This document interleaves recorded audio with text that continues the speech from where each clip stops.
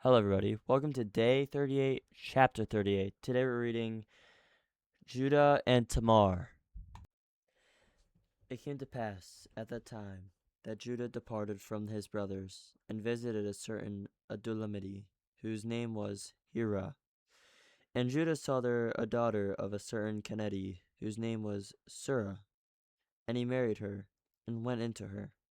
So she conceived and bore a son, and he called his name She conceived again and bore a son, and she called his name Onan.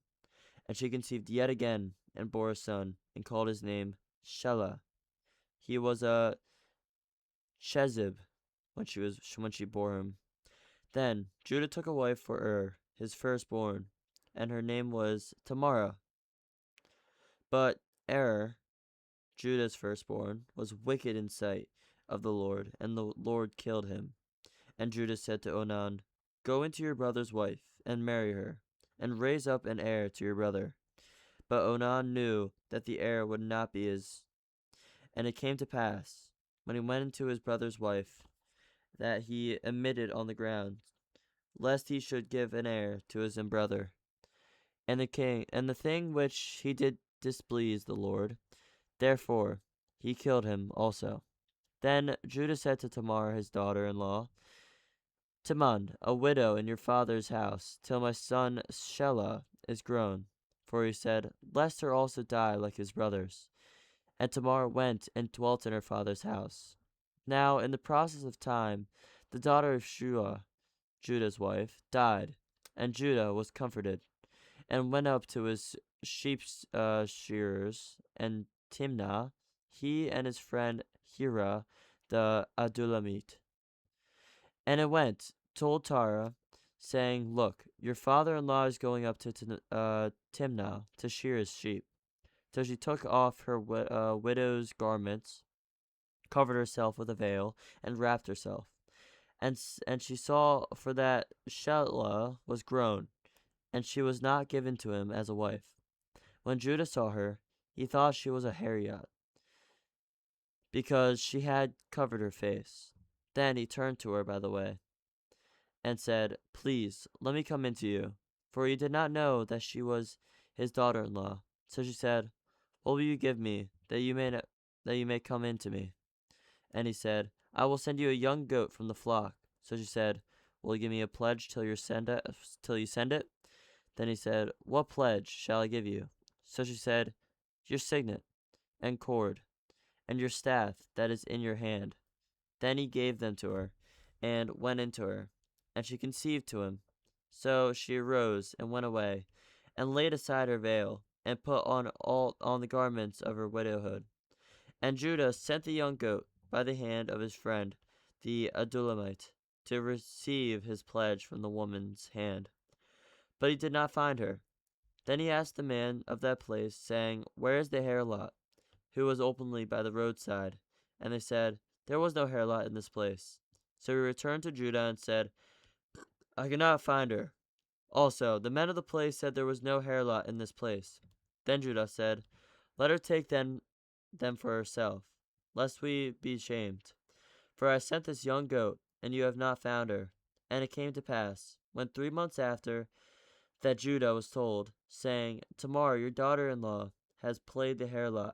Furthermore, she is with the child by harlotry. So Judah said, Bring her out and let her be burned. When she was brought out, she sent out to her father-in-law, saying, By the man to whom these belong, I am with child. And she said, Please determine whose these are, the signet and cord and staff. So Judah acknowledged them and said, She has been more righteous than I, because I did not give her to Shelah my son, and he never knew her again. Now it came to pass, at the time for giving birth, that behold, twins were in her womb. And so it was, when she was giving birth, that the one put out his hand, and the midwife took a scarlet thread and bound it on his hand, saying, This one came out first. Then it happened, as he drew back his hand, that his brother came out unexpectedly and said, How did you break through? This breach be upon you. Therefore his name was called Perez. Afterward his brother came out, who had the scarlet thread on his hand, and his name was called Zerah.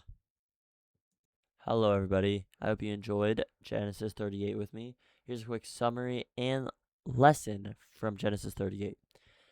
Genesis 38 is the story of Judah and Tamar. The chapter is a detour from Joseph's story, following Judah, who marries a Canaanite woman and has 3 sons, Er, Onan, and Shelah. Marries a woman named Tamar, but he is wicked in the Lord's sight and dies, following the custom of the time, levirate marriage. Judah tells his second son, Onan, to marry Tamar, and raises up offspring for his deceased brother.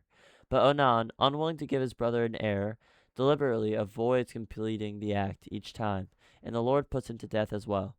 Judah, now fearful of losing his last son too, tells Tamar to wait as a widow in her father's house until Shelah is grown, but never actually follows through on the promise.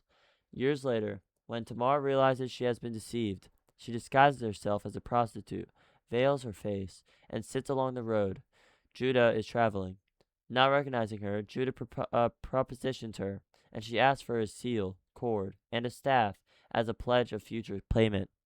She conceives, and when Judah later hears his widowed daughter-in-law is pregnant by prostitution, he furiously orders her burned, until she reveals the seal, cord, and staff as proof of whose child it is.